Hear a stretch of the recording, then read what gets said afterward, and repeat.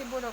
Nah, munafik ini ada 3 teman-teman. Yang pertama yaitu apabila dia apabila dia berkata dia berbohong atau berdusta, apabila dia berjanji dia selalu mengingkari, dan apabila diberi amanah dia selalu berkhianat atau tidak amanah.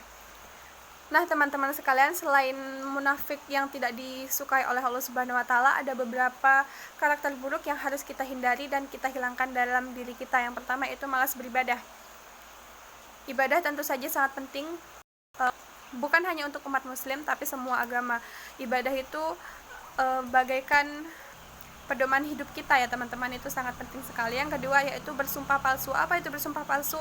Allah Subhanahu wa taala sangat membenci orang-orang yang dengan gampangnya menyebut dengan kata demi Allah, demi Rasulullah dan sebagainya, padahal itu hanya omong kosong.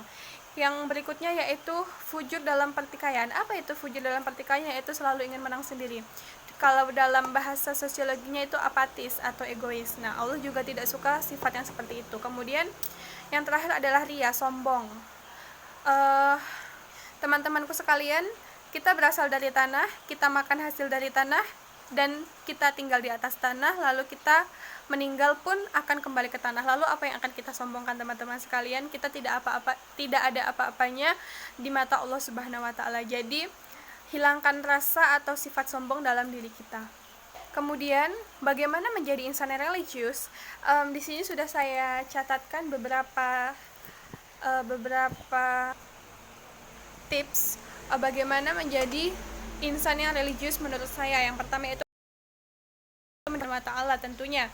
Kemudian yang kedua menjaga lingkungan, karena ini sangat mempengaruhi pada diri kita. Kemudian banyak belajar apa saja yang penting positif, terutama belajar mengenai ilmu agama. Kemudian memilih pertemanan, ini juga sangat penting. Kemudian banyak ibadah ini nomor 1 teman-teman. Ibadah bukan hanya sholat, bisa puasa, bisa sedekah, kemudian perbanyak sholat sunnah seperti sholat duha, tahajud dan lain sebagainya. Kemudian berbuat baik bagi orang lain dan bermanfaat untuk orang lain. Kemudian karakter religius dan Qurani, seperti yang saya jelaskan di awal, bahwasanya kita harus melakukan sesuatu apapun di dunia ini itu berdasarkan Al-Quran dan Al-Hadis. Nah, apa hubungannya karakter religius dan Qurani? Kita harus memiliki karakter religius berdasarkan Al-Quran. Jadi kita sebagai umat manusia harus menjadi umat manusia yang Qurani, yang selalu memegang teguh pedoman hidup kita, yaitu Al-Quran, teman-teman sekalian. Itu ayat di Al-Quran